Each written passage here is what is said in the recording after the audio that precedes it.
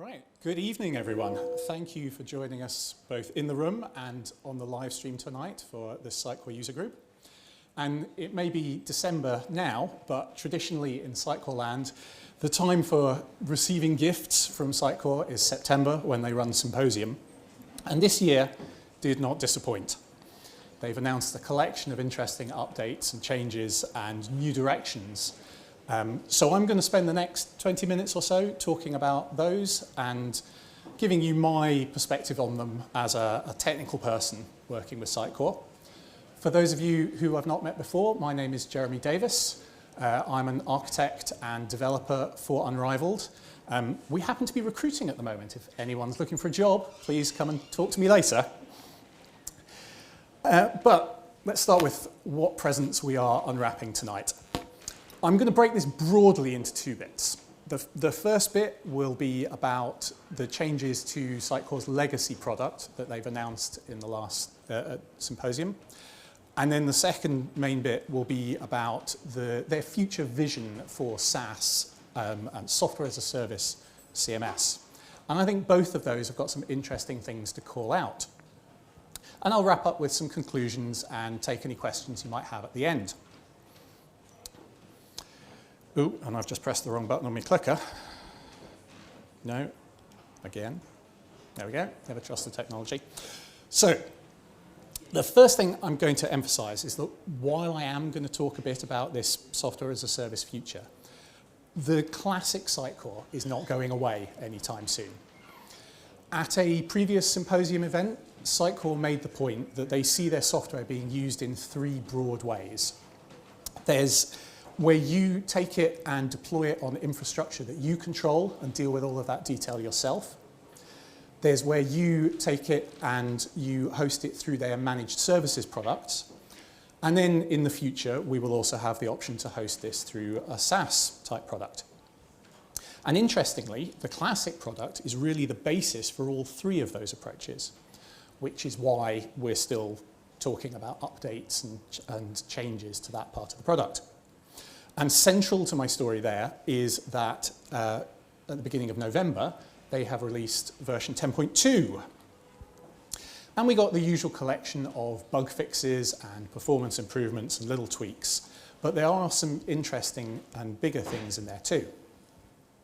First of all, we've got some improvements to the analytics and the reporting behavior in the XConnect part of the software. We've got some API changes that reduce how chatty the communications between the analytics tracking and the analytics reporting and storage engine are to make things more performant.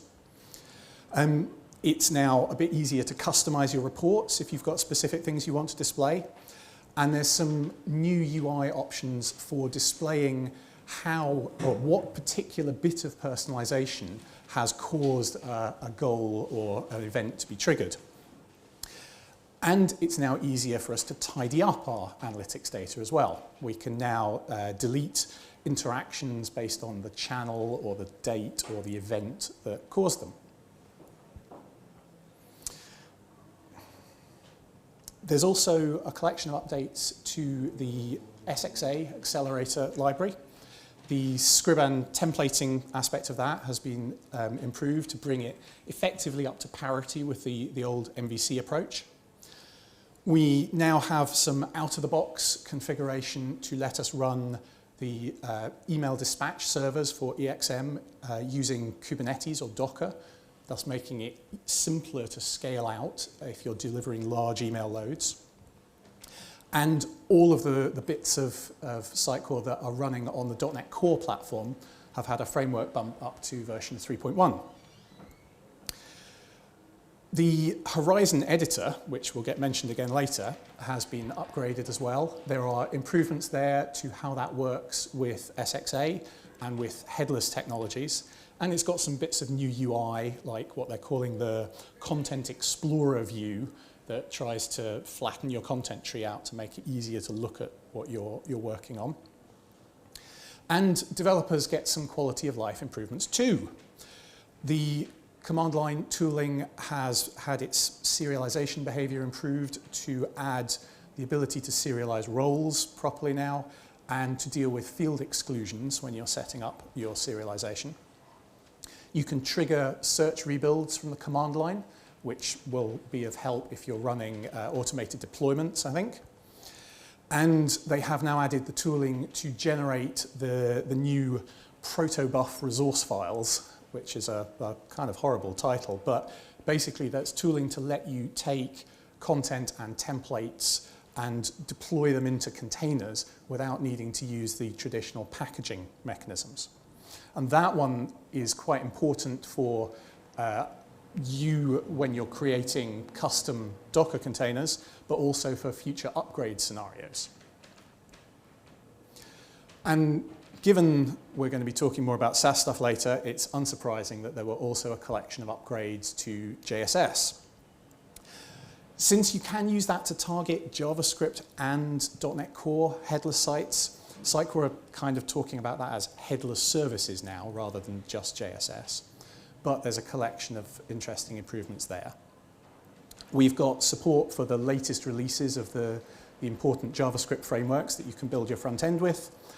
We've got updated and centralized documentation, so a lot of that stuff has now become part of the core product documentation.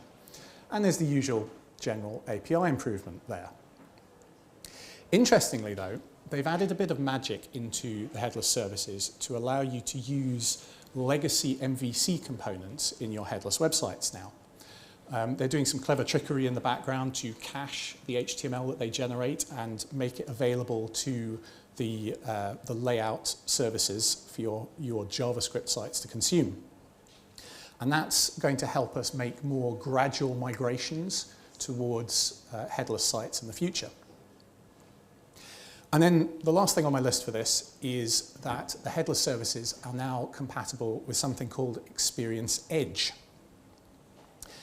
Now, currently when we deploy a headless website with Sitecore, we still have to provision content delivery servers. They're needed to run the API services that your JavaScript front end uses to fetch layout and content. And since those services have to be exposed out to the internet, you have to be able to scale them, both in terms of raw compute power and in terms of geographic scale if you're dealing with websites that span the globe. And we've been used to having to manage all of that manually up until now. But Sitecore wants to make this simpler towards this kind of SaaS vision of the future. And Experience Edge is the first step here. It takes those headless API endpoints that you used to have to run, and it takes them up to the cloud to run in a kind of edge cache model, basically. So you publish content in the same way you traditionally would have from your Sitecore content management box, and this edge service will ingest the media and the items and the presentation data and automatically scale the services that provide it to work with your website. So you no longer have to worry about deploying servers here, you just pay in a kind of consumption pricing model. And I'm going to mention this service again in a bit because this will come back to us, but this is kind of a good point to switch over to talking about the vision for the future. Because Sitecore knows their market is changing. The era of the monolithic CMS is coming to an end, basically, and they know they need to have a more modular, composable, SaaS-focused product for the future.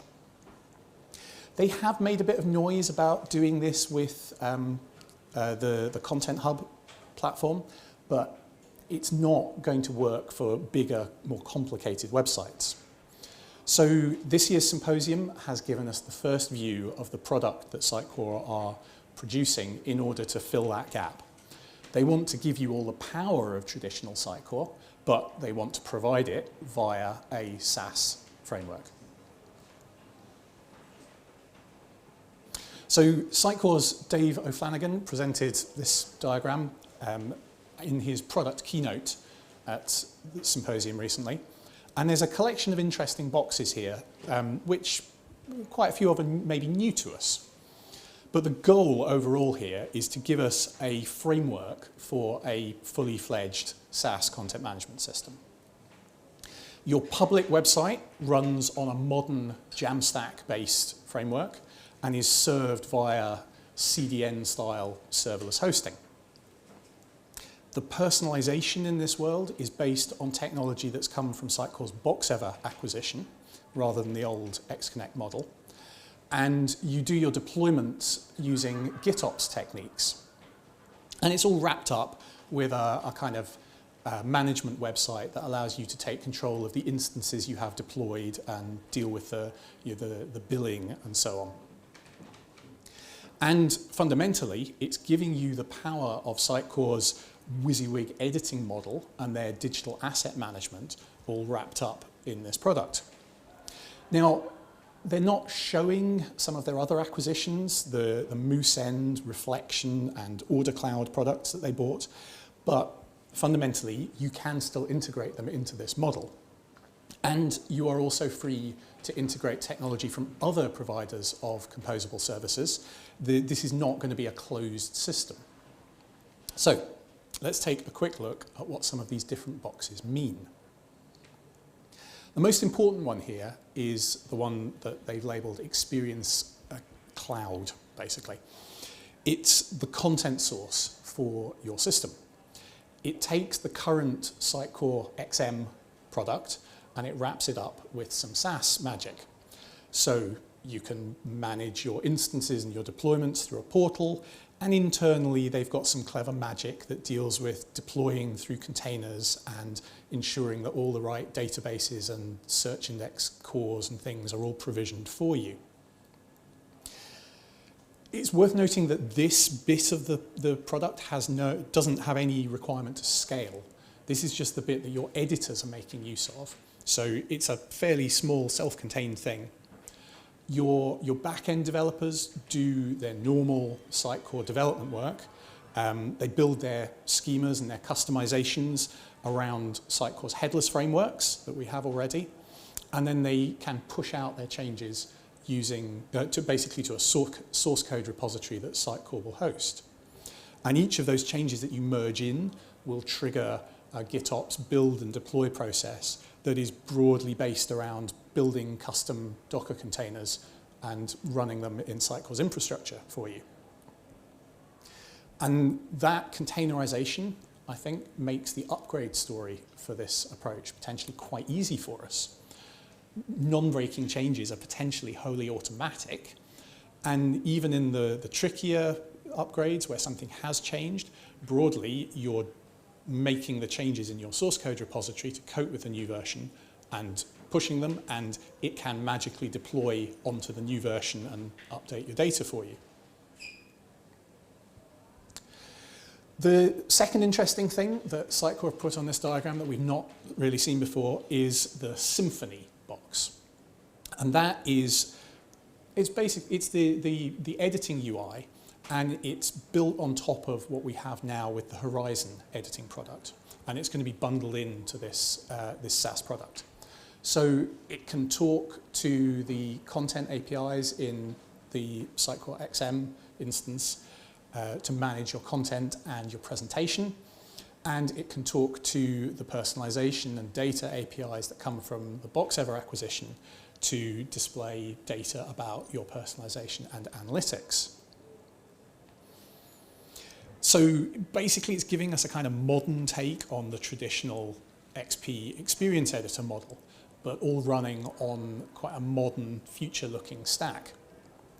Your editors, importantly, get all the traditional kind of page composition power of Sitecore's editing experience, but they're building a Jamstack website. So as a developer, you construct your UI components and they get deployed, which I'll come back to in a second. And because all of this is basically just done through GitOps magic, it's a very fast process to publish changes and get them to your editors so that they can update content and layout to match. So, as I alluded to, once you've built your website with your headless framework, you need some way of actually deploying all that stuff. And as I said before, Sitecore trying to move away from the world of content delivery servers and also Node.js servers in this headless model. So what does serve the website? Well, there's two things I think that are important here. The first, as I mentioned before, is Experience Edge, because that's providing these cloud scale content APIs for you. And then the second thing is that you need to have somewhere to host and run your front end, your Jamstack project. Now, Sitecore have decided that Next.js is the best technology for the moment for implementing your front ends. So it makes a lot of sense that they have decided to partner with Vercel in order to deliver this. Vercel built Next.js, I believe, and they also run a serverless deployment model for websites built on that. So similarly to what I said about customizations for Sitecore, you are deploying your changes with a GitOps model, and their systems know how to run the kind of compilation and caching processes that Next.js makes use of. So you get to take advantage of that framework's clever approach to having static site generation and server-side rendering and client-side rendering kind of all wrapped up in one code base. And you get to do it without having to ever worry about CD servers or Node.js servers. And it's all powered by your Experience Edge data. And in theory, this gets us very fast websites so we can target these Google Lighthouse scores that are important now. Now, all of this is kind of quite exciting from my perspective, but I am aware that there are still a fair amount of fuzzy stuff in this plan because we don't have all the detail. And to be honest, that's not really that surprising. What Dave was presenting in the slide of his that I had earlier is a new product. Sitecore have said that we will see the first versions of this in kind of spring 22. And at this point, there's kind of internal demos and proof of concepts and stuff going on. But fundamentally, they've got to turn this into a marketable product. And what we're a bit fuzzy on at the moment kind of starts off with the Content Hub books, I think. That we don't really know how much of the digital asset management we get. Is it all the features, a cut-down version? Are there storage size limits? Are there user number limits? We haven't been told. And similarly, it's not clear right now what the difference between Boxever's full customer data platform product and this box that they've called Sitecore Personalize is in the SaaS product. And we've only seen mock-ups and demos of the whole deployment process so far. But my suspicion is that the big thing that we don't really know about at the moment is going to be the pricing model. We've been told that all of this will be billed in a consumption model, but we don't really know where the price point lands at this point. I think there is a lot of potential here for this to be very good in pricing terms for people who have lots of servers, large sites, heavy load, that kind of stuff, because we are taking away these content delivery roles that we've been used to having to deploy. But history tells me that it's also quite likely that the price point might be a bit too high for some of the smaller clients that we may deal with. And it's noticeable that we don't really have much guidance on where the pricing model for your non-production instances is going to go at the moment. How does your kind of test and deployment model fit into the pricing of all of this? But hopefully we will find out a bit more over time. So, how can I sum all this up? Well, I'd say it's exciting times in Sitecore land. Steve Skakakis has set a direction for the company, and with this collection of acquisitions and new products and exciting new plans, I think there's more change going on than we've seen for some time. And it's exciting change. It potentially will alter quite a lot about how we work with their products in the medium term. But important thing to say is don't freak out over that change. Your current skills and good old XP and things like that are not disappearing anytime soon. And similarly, the old deployment models are not vanishing either. Sitecore would like you to move away from platform as a service and move towards containers if you can, but the current models for managed services are staying, and you'll still be able to do a bare metal deploy for some time to come if you really want to. And we'll probably see some more expansion to the existing products as well. SXA and headless technologies and all these composable services that they've bought are all still usable outside of the context of any future SaaS vision. But over time, I think we are going to see a fairly strong push towards the idea that this modern headless SaaS is the right way to go. Sitecore are telling us that they think Next.js is the best pattern here for the moment, but .NET Core and all the other JavaScript frameworks are still available to you. I have a suspicion that we will have to do a bit more of the heavy lifting for the deployment and the plumbing if we veer away from Next.js. But if you have requirements for that, it is still possible. And finally, and I think quite importantly, we're beginning to see where the roadmap is for how we migrate from legacy MVC products towards this SaaS vision for the future.